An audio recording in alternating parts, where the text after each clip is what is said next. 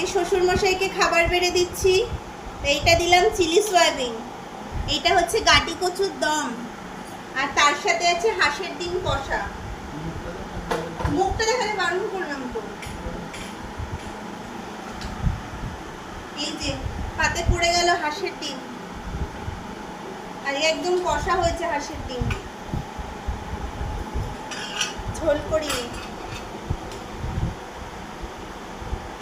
না, তোমার জন্য আলু দিয়ে দিলাম। আমি নিয়ে নিচ্ছি, চিন্তা করতে হবে না, নিচ্ছি আমি, খেতে আরম্ভ করি।